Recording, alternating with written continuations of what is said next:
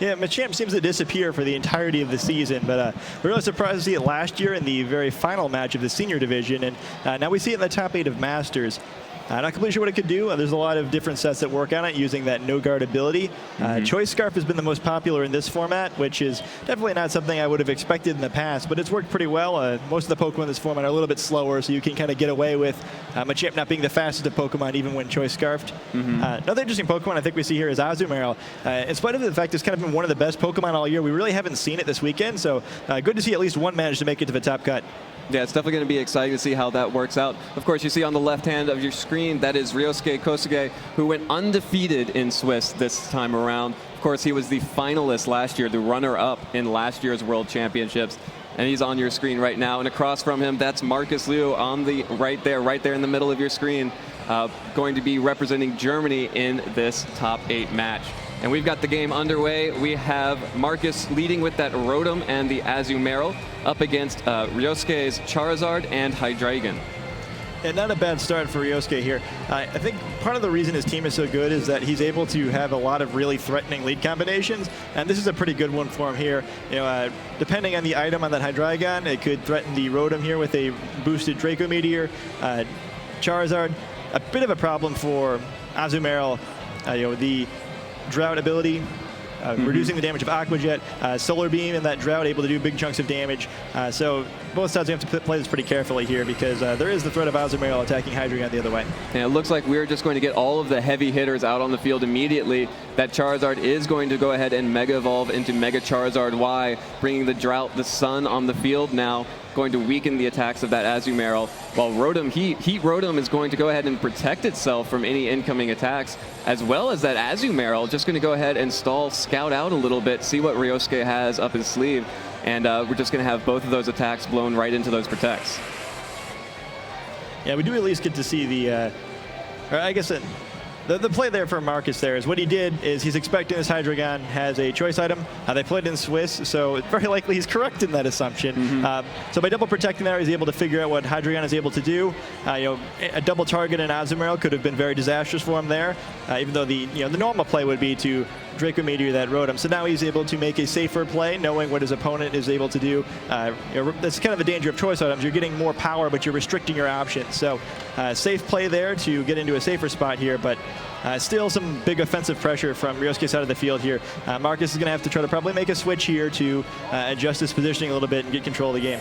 Yeah, that Azumarill is going to go ahead and switch out, even though it has some huge power of its own, not going to want to withstand the threats from that Charizard and Hydreigon. And Machamp is out on the field. Machamp going to be the switch in here as the Draco Meteor does come out onto that Heat Rotom.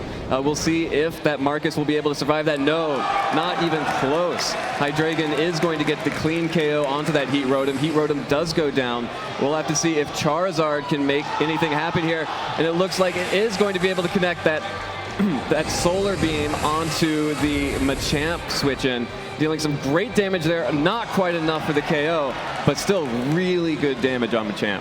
Yeah, big critical hit Solar Beam there is going to take Machamp a little bit lower than it might have been otherwise. It shouldn't change the amount of hits needed to knock it out here, at least unless another Pokemon is switched in, but definitely a lot more damage than Markus wanted to take. I mentioned before, it's kind of in a precarious position the previous turn, and this definitely makes things a lot trickier.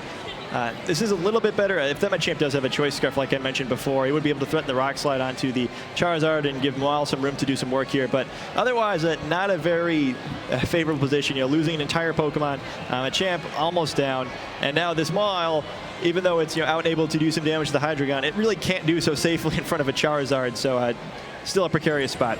Yeah, and Mawile is going to go ahead and Mega Evolve into that Mega Mawile. We're going to be able to see if Mawile now will be able to deal any damage back to Ryosuke. Ryosuke is going to go ahead and protect that Charizard, potentially scouting out for that Rock Slide like you mentioned. Machamp is going to go ahead and attack into the Rock Slide on the Protect of Charizard. Going to deal some little damage to that Hydreigon.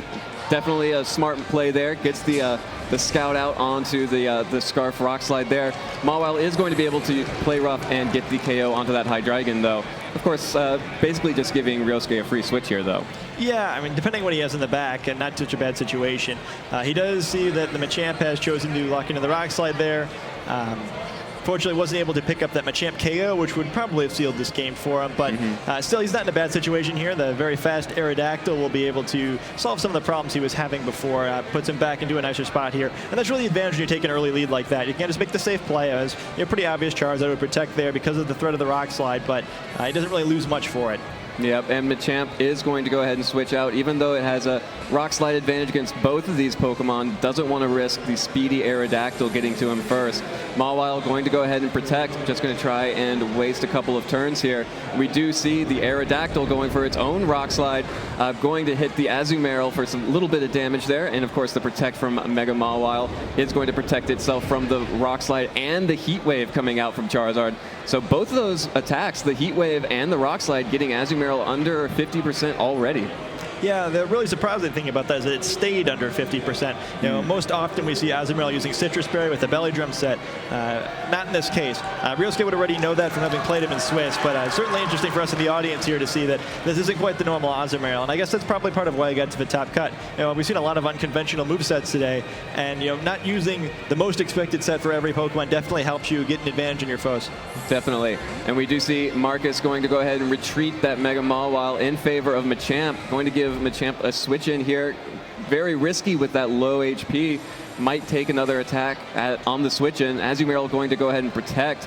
So no damage coming out from Markus on this turn. Rock Slide comes out from the Aerodactyl. Will it be enough to get the KO on Machamp? Does get the KO on Machamp. Machamp is down now, leaving Charizard pretty free reign on this against this Mawile, unless Azumarill can really pull something out once the sun ends. Yeah, the sun ending there is the one thing that may be the saving grace for Markus here. He's really given up a lot, but without the sun up, Charizard is no longer able to use that Solar Beam against Azumarill. Certainly, definitely not out of the woods. With Charizard against two Pokemon, it does pretty well against, but it may need to switch here. Probably the safest play, pending there being something in the back he can bring in safely. But he still has some options here on Ryosuke's side. Definitely on Markus' side, he's just kind of hoping for a mistake, something to give him an opening here. And Ryosuke is going to go ahead and switch out the Aerodactyl instead of the Charizard in favor of that Garchomp. Charizard is going to go ahead and protect, so sort of a mirror of Markus' turn last time. Both of those Pokemon dealing no damage, just going to go ahead and switch out. Get a free switch in, actually, from Garchomp. Both of those attacks going into the Protect of Charizard. Yeah, that was a really good play by Ryosuke there. I mentioned previously, the last time he protected the Charizard, it was pretty obvious, but he's just kind of cashing in on that advantage to make a safe switch. This time, the more conventional play would have been to switch Charizard, but he took advantage of that and got a free switch instead.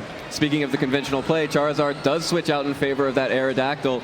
Of course, good friends with that Garchomp, going to be able to stay above the fray of battle here, as Garchomp likely to use that Earthquake to attack both the Mawile and the Azumarill. There's the Earthquake coming out. Azumarill, of course, did protect, but the Earthquake not quite enough for Mega Mawile. It stays on with just a sliver of HP. It is going to play rough on that Garchomp, and instead, Mawile gets the free KO. Oh, yeah. But the rough skin. A little less free with the rough skin there. Mawile going down along with Garchomp, and Charizard should be able to come in here and easily clean up this game. Interesting to see that Earthquake didn't knock out Mawile. Certainly looked like a Choice Band set in the previous set that Ryosuke played, so I'm perhaps not using maximum attack because of that. But still, interesting first game here. I think that probably a little disheartened if I'm Markus here. And Ryosuke already beat him once in Swiss, and this was a pretty dominant victory. He always had control. Really, the Pokemon he lost, he kind of gave up willingly to keep that control, so it's going to be tough to get back to the drawing board. Yeah, we see a last-ditch effort from Azumarill. A very valiant fight at the very end. The Aqua Jet onto the Charizard, but the Rock Slide from Aerodactyl, and then this Charizard going to be able to get the final KO using that solar power. Going to get the easy KO here, and Ryosuke is going to take this first game. Yeah, pretty dominant victory there. Impressive play. We saw him win in pretty dominating fashion the last time he was on the stream. And this time, didn't really lose a step there. I don't know. I think this is a tough spot for Markus here. He's already had quite a lot of time to try to figure out what he wants to do here, as is sort of the advantage of having played in Swiss already.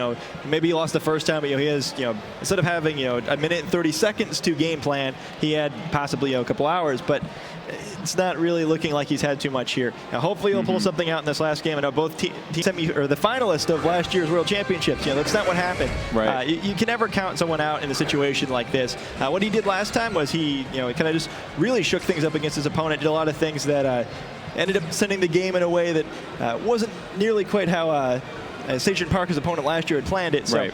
We'll see if he's able to, or his opponent's able to do the same thing to him this year. I see he has switched things up himself, switching to Maul, so not likely to see Charizard again this game. So already, in spite of winning the first game, he's the one making adjustments this time. Yeah, but he's not the only one, Marcus, with the Machamp and Rotom leads now up against Ryosuke's leads on the bottom of your screen there, that Aerodactyl and the Mawile. Going to be interesting to see. We've already seen that Aerodactyl putting a lot of threat, but of course both the Machamp and the Heat Rotom can now threaten it, and Mawile not going to feel pretty safe against either of these Pokemon. Yeah, definitely not. I mean, I guess it depends though. I don't know if, well Machamp doesn't feel safe against either of the opponent's Pokemon, apparently. Machamp going to go ahead and switch out in favor of Marcus's own Mawile. Going to get that Intimidate onto both the Aerodactyl and Ryosuke's Mawile. It's going to be pretty big as far as reducing the attack of both of these Pokemon. Ryosuke is going to go ahead and protect his Mawile, while Aerodactyl going to go right for the attack onto... sorry, looks like that was probably a Tailwind. And Rotom going to go for the Thunderbolt onto Aerodactyl. Hangs on with the Focus Sash, but Tailwind up now for Ryosuke. Yeah, some cute plays by both sides there. Excellent job to Thunderbolt that Aerodactyl. Really the best thing that he could have done there, and really the only positive thing he could have done there. Also getting the double Intimidate off, so Marcus really had an excellent turn there. I do like that Ryosuke got that Tailwind up, so it's still, even though he's losing in health, he has some offensive momentum there. And also wisely didn't Mega Evolve his own Mawile, so if he chooses not to attack with his Tailwind, instead to retreat, bring something else out, maybe attack with Mawile again later once it's not Mega Evolve, he's able to get that Intimidate a second time. So very bright there to keep his options open. I think that's something a lot of players need to learn to do more in this metagame. It's not always the right move to Mega Evolve immediately, though he's still choosing to do so. Mega Mawile going to go ahead and appear on Ryosuke's side. Going to want to make sure that he's able to take advantage of the Tailwind boost while he has it. Marcus's Mawile also going to go ahead and Mega Evolve. Going to be right there with him. And it looks like Marcus is going to be able to Sucker Punch that Aerodactyl, get the KO, that last hit point there.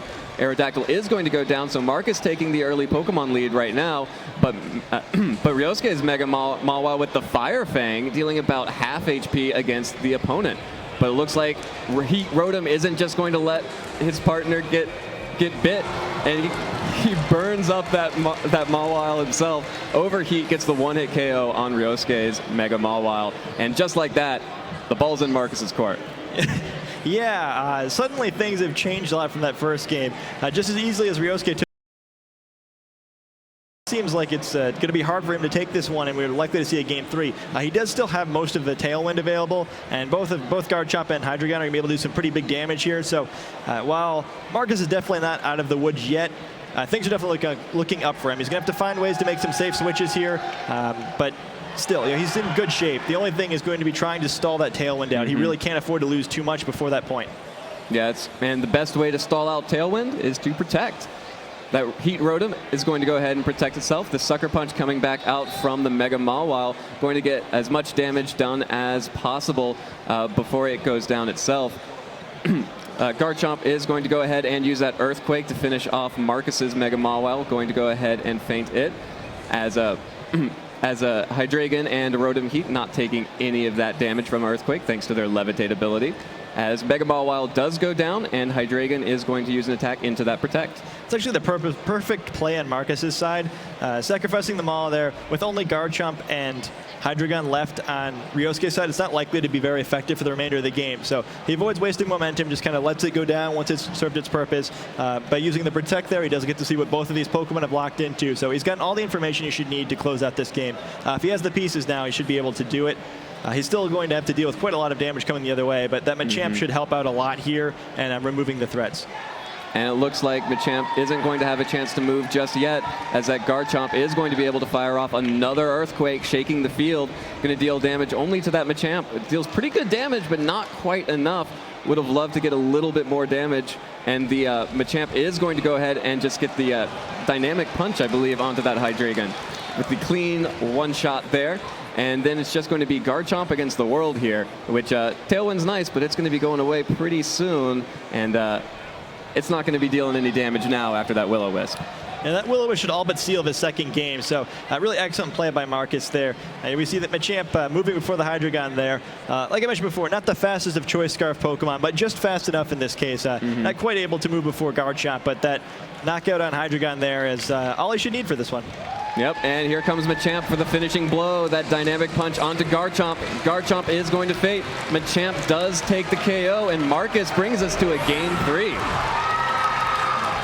It's definitely an interesting spot for both sides now. They both really decisively won one of their games, so it's certainly going to make them both rethink their strategy a little bit. I wouldn't be surprised to see Ryosuke go back to something more similar to what he used in the first game to win. There wasn't a huge amount of Pokemon adjustments on Markus' side other than the Rotom, which I think he could deal with with that Tailwind. Even though he got the Tailwind up, it was knocked right down to his Focus Sash immediately and never actually got to use any attacking moves because the Sucker Punch had happened right afterwards. So definitely something he's going to want to look at this game. Now, not letting his Pokemon get coughed up quite so easily, especially with the Rotom easily finishing off the Maul. You know, the trading that Fire Fang damage on Maul for the overheat damage on his own Maul was definitely not worth it. So you have to trade a little more carefully this time.